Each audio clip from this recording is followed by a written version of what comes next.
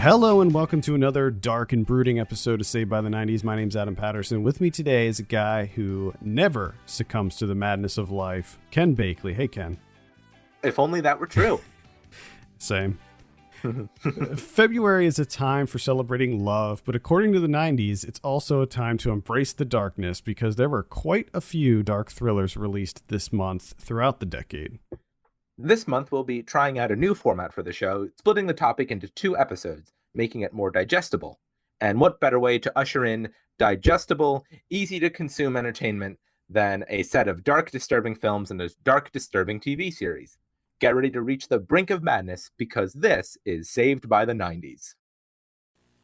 If you've ever been in love, oh my God, then this is the Valentine's special for you. Will you marry me? Surprise proposals that change the lives of 6 couples. You'll laugh and you'll cry. oh my God! I'm here to sweep you off your feet for the rest of your life. Hosted by Patrick Duffy and Suzanne Summers. Will You Marry Me 1 week from tonight. To start things off, we're going to dive into the twisted mind of Clive Barker with his second feature film, released 3 years after the wildly popular Hellraiser. Hitting theaters on February 16th, 1990, this is Nightbreed. Boone and Laurie, they were warned to stay away, Ain't nothing but dead folk. but didn't listen. Now, they're no longer lovers, for she's become the hunted, and he's become one of the Nightbreed. From the creator of Hellraiser, Nightbreed, rated R. Starts Friday, February 16th at theaters everywhere. A troubled young man is drawn to a mythical place called Midian, where a variety of monsters are hiding from humanity. Adam, what did you think of Clive Barker's Nightbreed? Nightbreed is a movie that I saw it for the first time not too long ago. This is one that it just eluded me for years and years. So this was, I think, maybe the second time I've ever seen this. And I'm pretty sure the one that I saw for the first time was the theatrical cut. And so the version that I watched this time was the director's cut. And I should have looked this up before we started doing this, but I'm not sure what the differences were. About 20 minutes longer. And apparently the ending is slightly different. Yeah, I seem to remember the ending being different, but I guess everybody says that the director's cut's better. So I think maybe we saw the best version of it. But the thing about this movie is that it's just so disjointed. It's just it's all over the place. It's everywhere. But man, it's so much fun though. It's so over the top. It's like Clive Barker just wanted to include as many creatures as he could in this. I would like to know, and I'm sure there is a count somewhere, of the number of actors in prosthetics in this movie, because it is insane.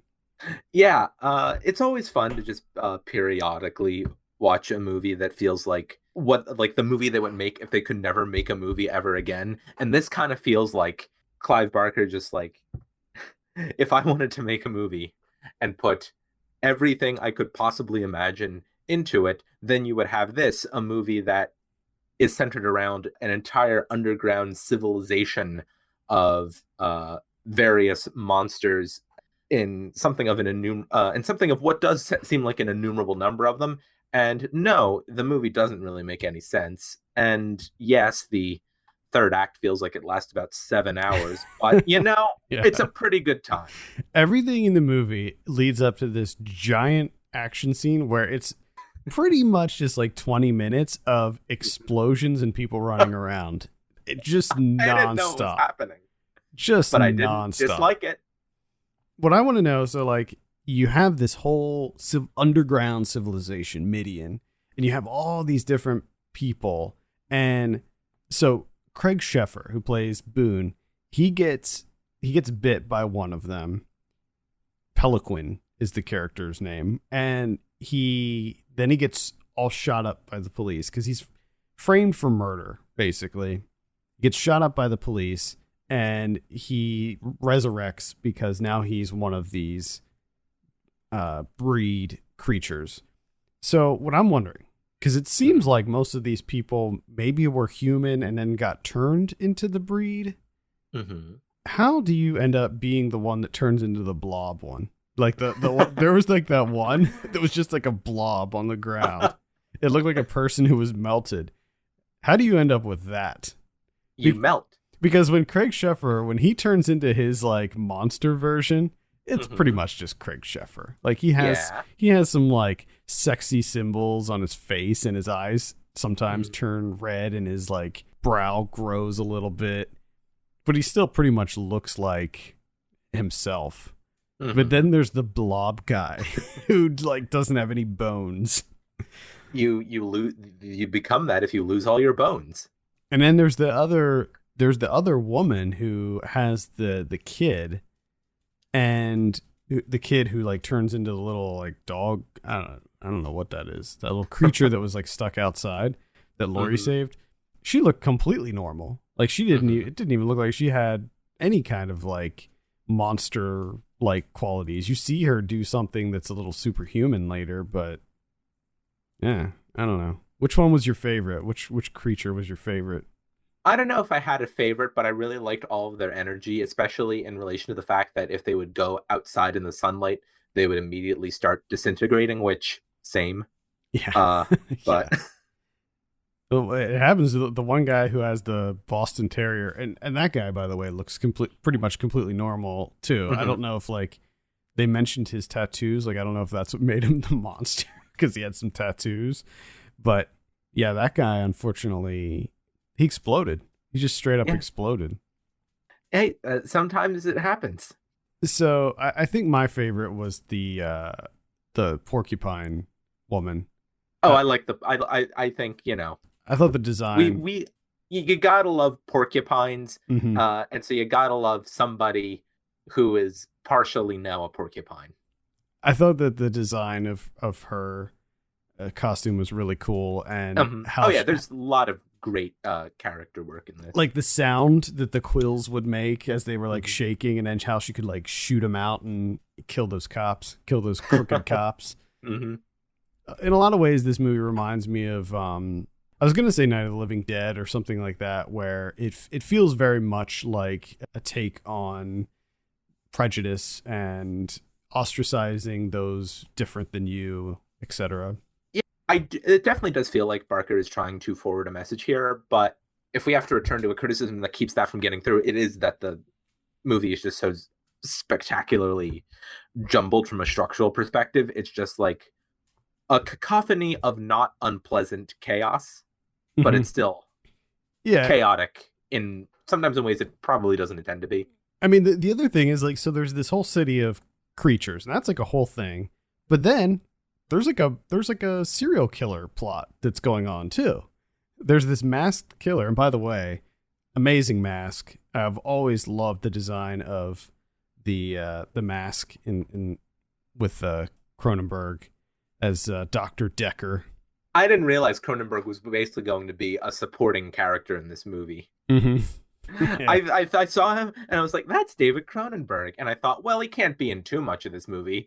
This is just sort of like a cameo, right? Because I know Cronenberg's done acting, but I never knew to what extent. And no, is an integral part of this movie. And he's good. He's the main bad guy. And yeah, he's super creepy. I mean, from the very beginning when he calls like Boone into his office and wants to talk to and tells him that he's secretly killing people without his knowledge, which is so funny because that's how the movie begins. Like the movie begins with him going into this psychiatrist's office, and the psychiatrist is like, or no, I believe it begins with a murder, and then it jumps to it's so fast paced. Like this movie just goes and goes and goes. There's very few lulls in it. There's so much happening in here.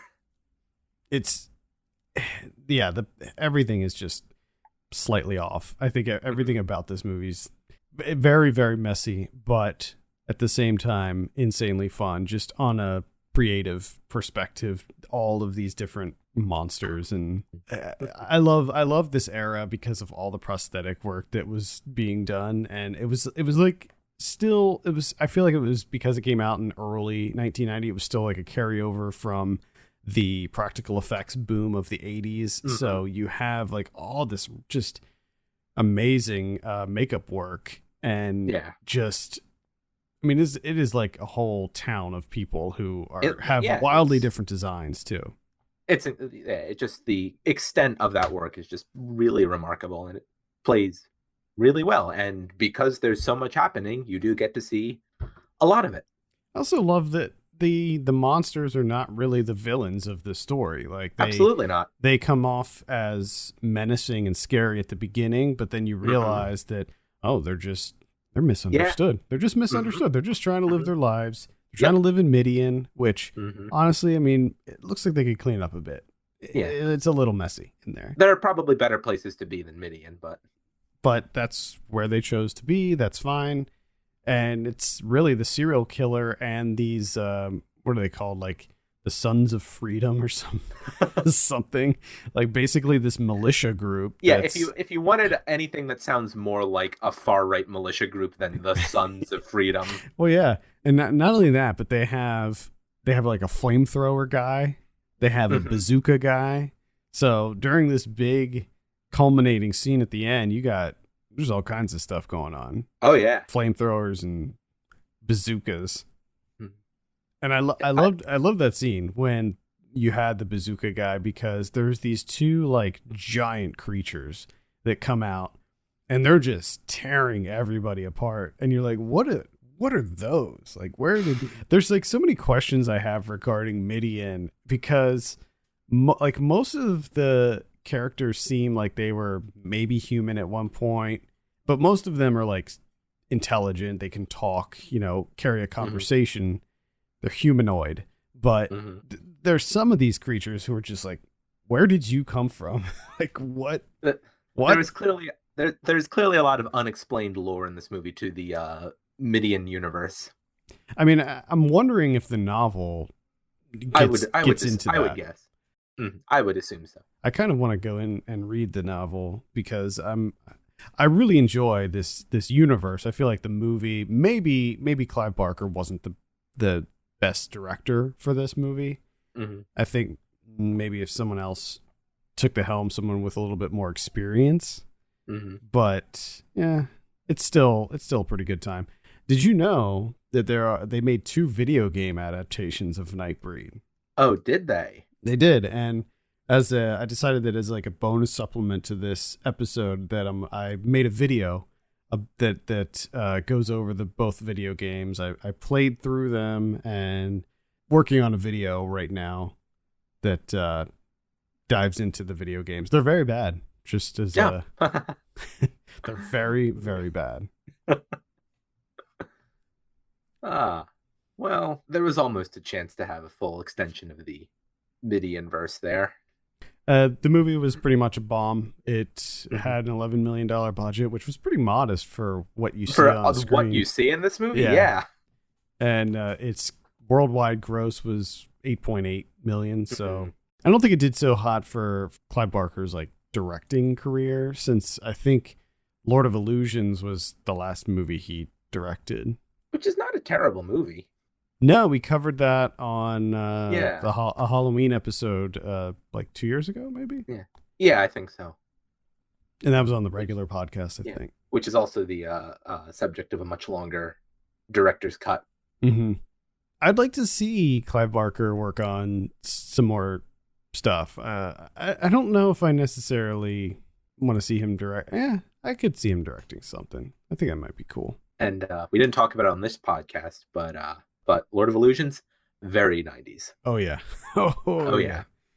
Yeah. Nightbreed still feels very 80s. Yes. It definitely feels very 80s, but a good time nonetheless. Yes. Our next film pays tribute to horror writer H.P. Lovecraft and was the third installment in John Carpenter's informally dubbed Apocalypse Trilogy. Starring Sam Neill and released on February 3rd, 1995, this is In the Mouth of Madness. Kane's writing has been known to have an effect on his readers. Whatever he writes, For years, I thought I was making all this up. whatever he thinks, Do you read Sutter Kane? becomes real. It's about people turning into things. This is not reality. It's all happening for real, Trent. The best film in John Carpenter's career, In the Mouth of Madness. Like the book? I love it. Rated R. With the disappearance of hack horror writer Sutter Kane, all hell is breaking loose. It seems he has a knack for description that really brings his evil, creepy crawlies to life. Insurance investigator John Trent is sent to investigate Kane's mysterious vanishing and ends up in the sleepy little town of Hobbs End. Ken, what did you? That's synopsis. It brings this evil creep. They make it sound like it's this kind of goofball, like children's, like family friendly horror movie or something. You know how the kids loved In the Mouth of Madness. Light family fun. Yes, that is a terribly written plot description. That it does not match this movie at all, and this movie is pretty good. I think this movie's pretty phenomenal. Mm-hmm.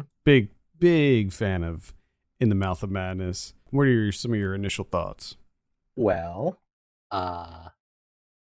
always love movies with lots of books in them, and this one delivers. The opening credits are over a printing press, and it's about people reading books, and that's pretty cool. And going insane from the book. Uh-huh. There are so many great concepts in this movie. First of all, I'm a rabid John Carpenter fan. I love almost everything that John Carpenter does. And in fact, I think he's one of the greatest American directors of our time. I think he's one of the greatest American directors ever, because I think that even in his movies that maybe weren't the highest caliber, they still brought really new and interesting and original ideas. And but with that being said, this one I think is really one of his best works. It may be like certainly top 5, maybe even like top 3. Dare you go that far? Maybe really? Maybe top 3. He's made a lot of movies. Yeah, maybe top 5. I'm not trying to talk you out of it. I'm just saying. I would say top 5, definitely. Yeah. But this one it's still a lot of fun. Sam Neill he just crushes it. Incredible performance. He just hams it up as John Trent, the insurance.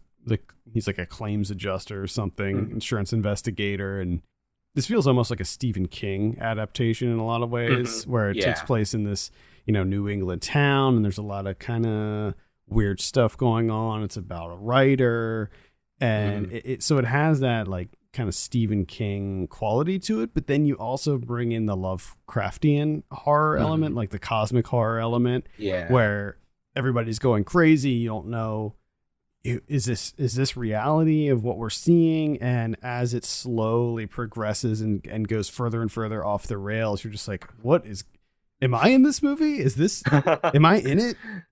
And that's what I really love about it. Yeah, you've really got to love a movie that just is not for arbitrary sake, but just in a really fascinating and well-structured way, just plays with the idea of how its own fictitious layers and interact with each other, and just the ability to kind of like get in there and try and work through all of the work through all of what's initially maybe quite overwhelming, but then to really kind of get into it and really try and work through it, I think is part of the fun of a movie like this, where there is kind of that opportunity. Sometimes there is not that opportunity, but that's for a movie that we'll be talking about later.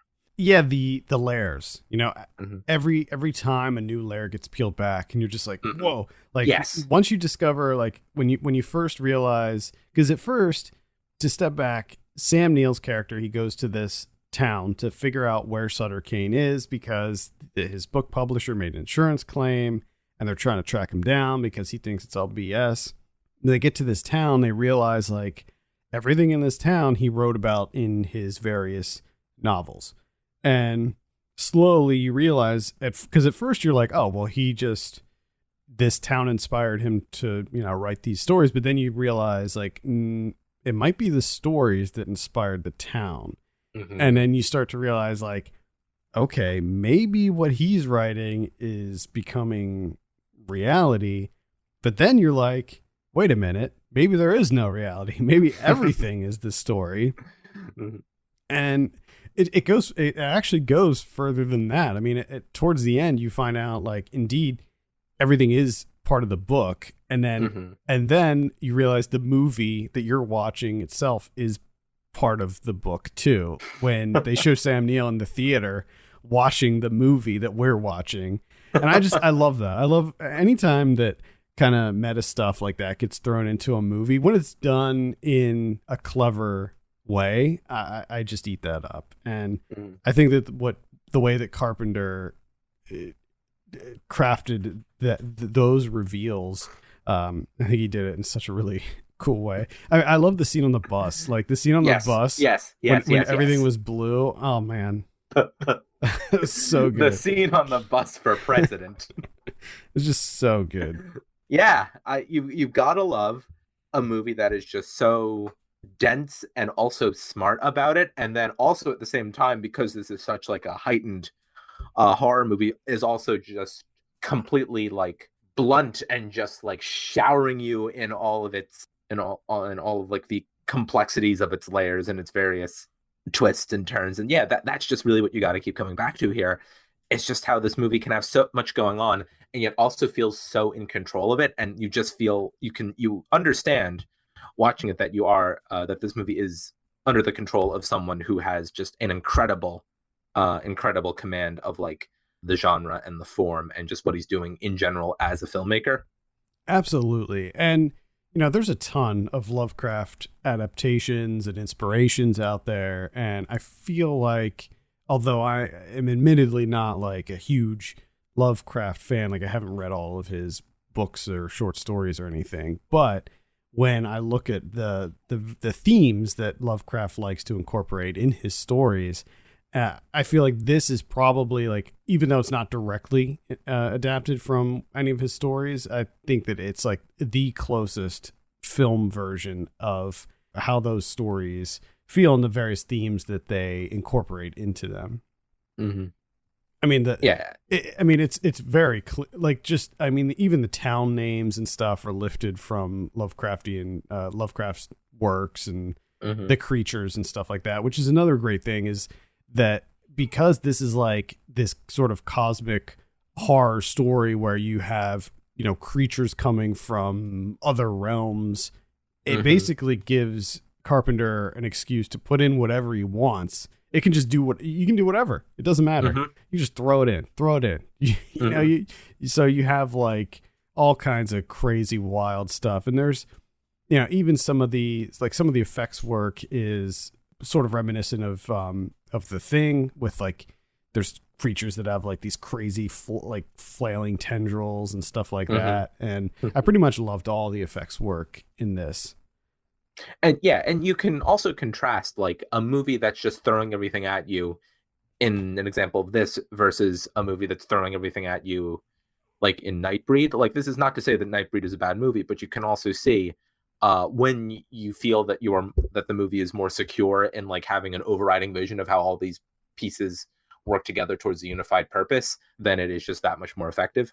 Oh, absolutely. I mean, when you look at it's funny because like there's a lot of similar DNA in, I think, all four of the movies that we're going to be discussing on this month's shows, and the way that this movie structures things and doles out those elements, I think, is just, it's done in such a more cohesive way than something like Nightbreed that just dumps everything on you all at once, and you're just like, whoa, like, let back up a little bit here, man.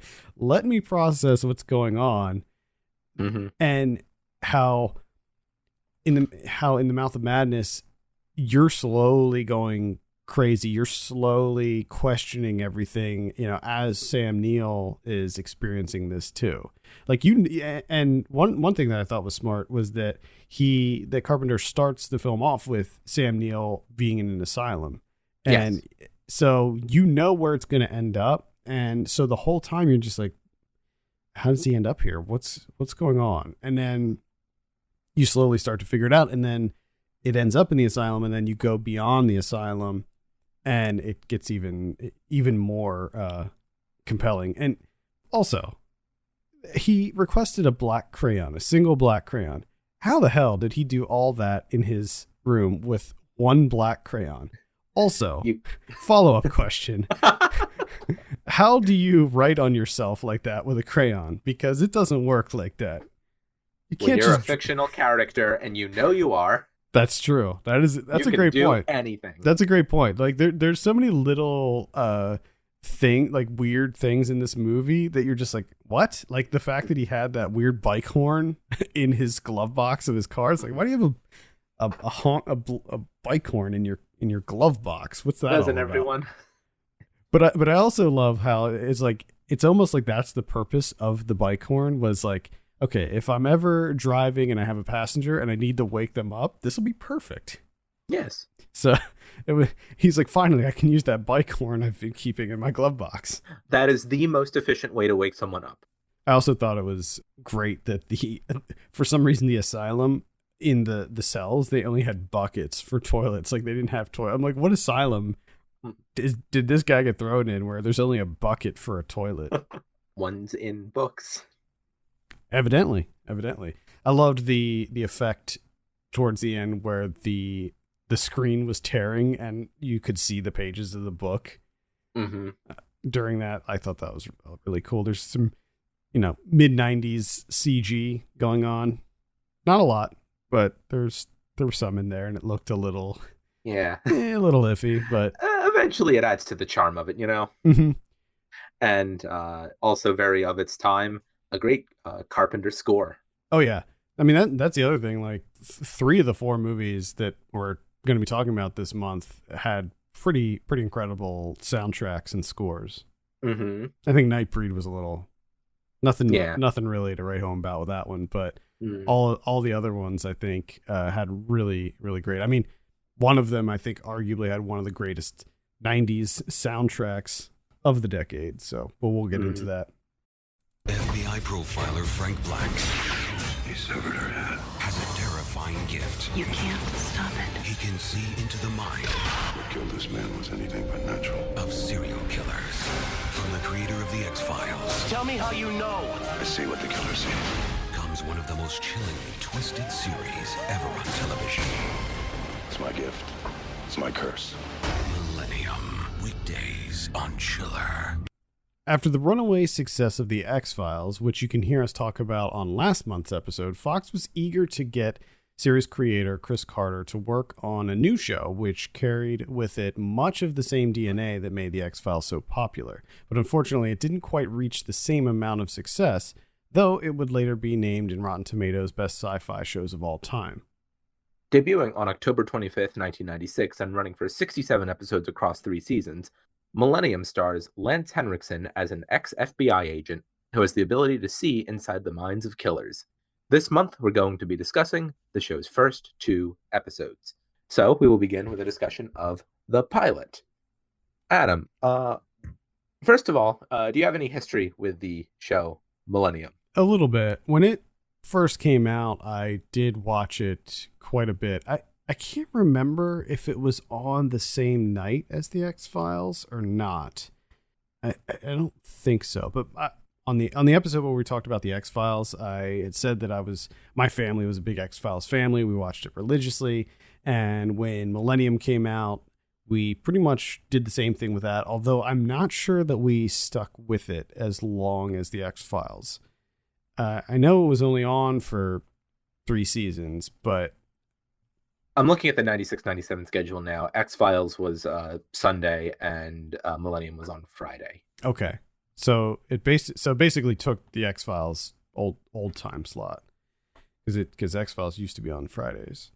So I remember really enjoying it back then, but it didn't really quite have the same sentimental, nostalgic value as the X-Files. But it was a show that always kind of stuck with me. Like when we were talking about the theme for this month's shows, I immediately thought of Millennium. Like I was just like, oh, well, Millennium's probably a good fit for that. So it's definitely a show that stuck with me. And so I was really excited to go back to it because I didn't really know much of anything about the show anymore. Like I totally forgot pretty much everything except the basic gist of it and that logo.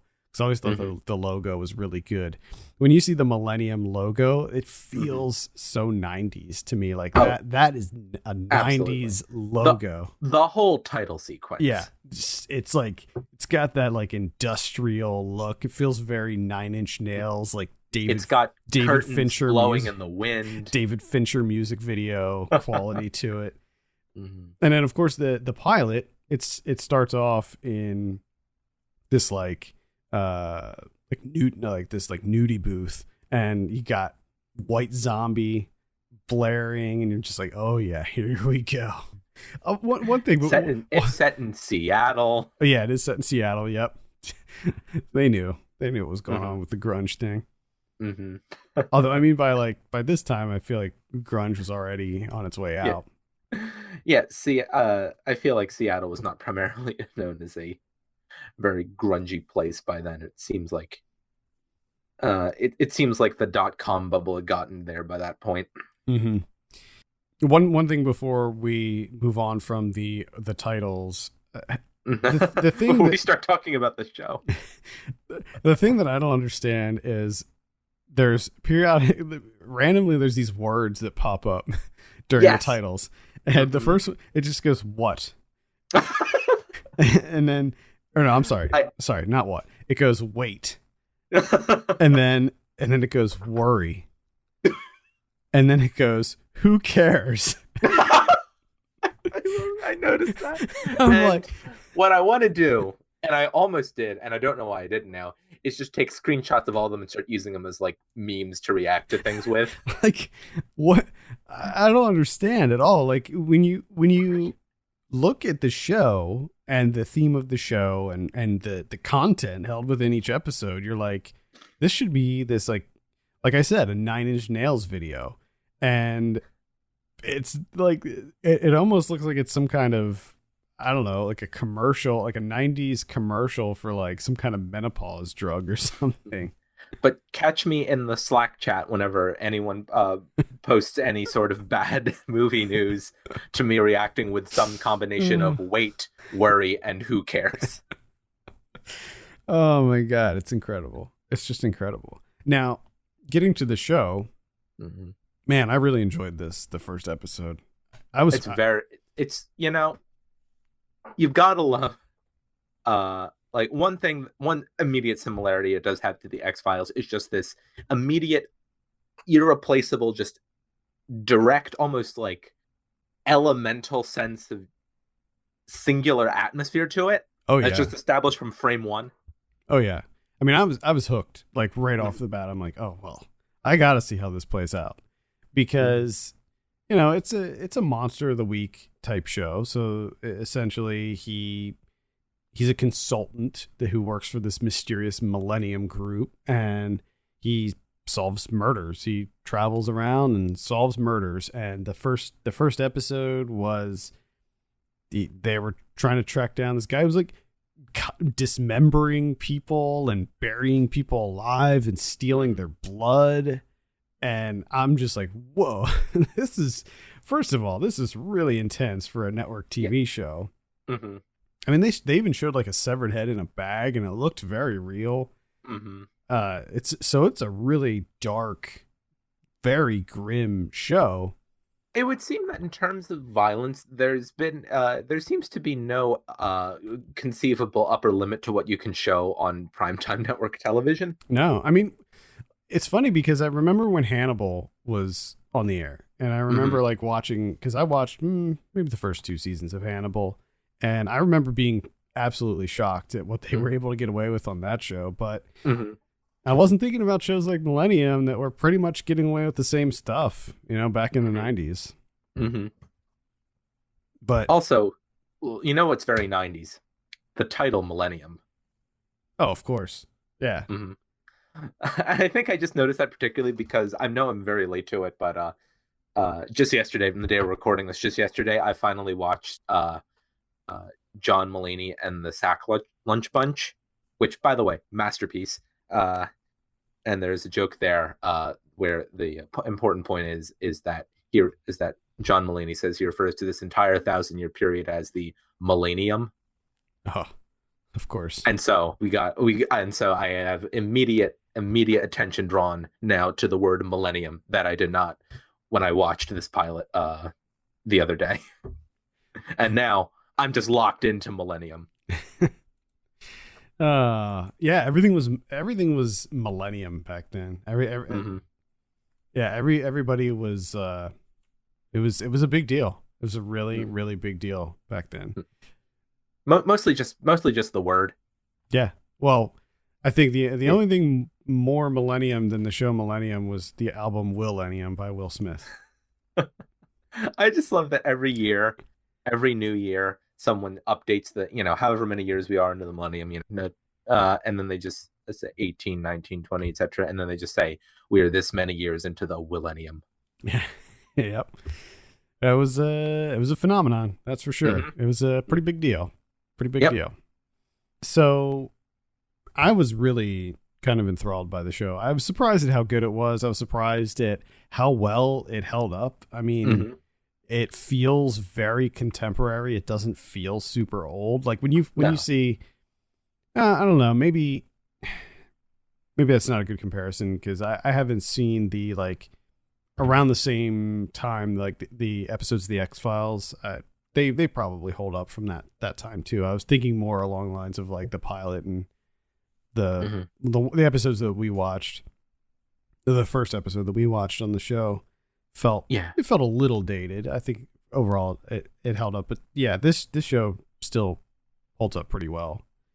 Oh yeah, it just feels so. I think part of that is just because it feels so of its own. It just feels so contained in terms of its aesthetic and its style that you just are really engaged with it just on the level that it feels to know at every moment how to navigate.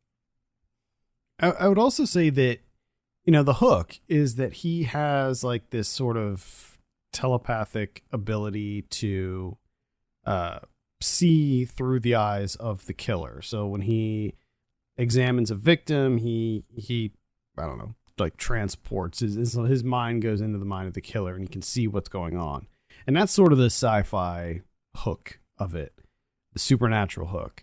But it's really underplayed, at least in the pilot. Very, very much underplayed, and they don't make it this huge thing. I mean, for the most part, it is a straight up investigation.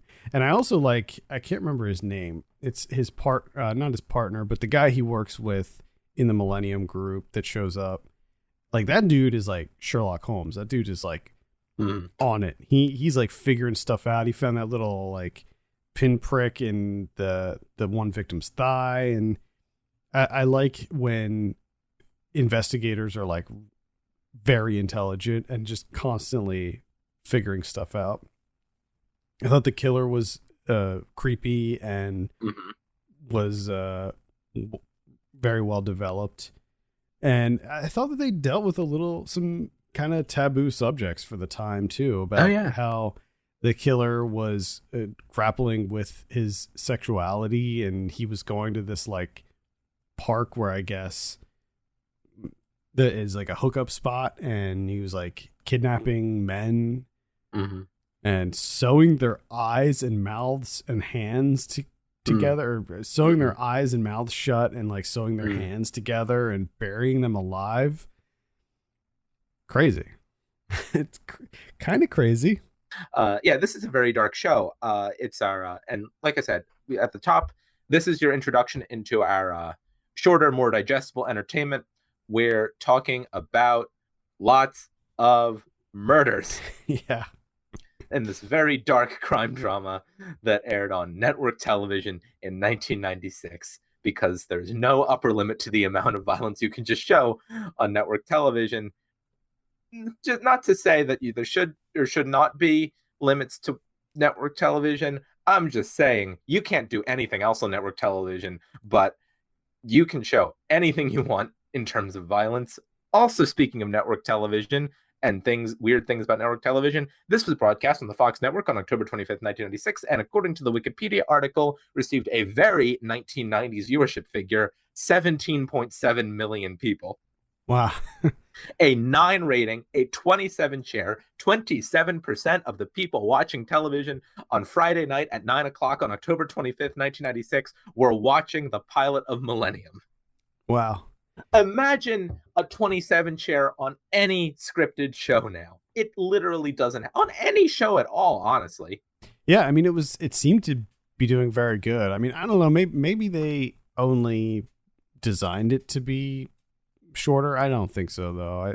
For some reason, I don't know if it dropped off in the ratings. And it looks like it did, but it still did okay. But then again, just the metric now. Pilot gets 17.7 million viewers, and then for the rest of the season, it averages around 6 to 7.5. I mean, now, if you're a network show that was pulling in 7 million viewers every week, you'd automatically get a 5-season renewal or something. Yeah, it's strange. It's strange that it only lasted as long as it did for 3 seasons. I mean, there might have been other factors. It might have not been like a ratings thing. Yeah, tune in next week where we'll be talking about the second episode, which is like a whole new case. And I want to get in that discussion, I want to get into a little bit about the like sort of overarching narrative, because it's much like the X-Files. There is this sort of overarching thing that's going on with that too. And maybe next week I'll also yell into the microphone again about TV ratings. That's fine. Yeah. I look forward to that. I really do.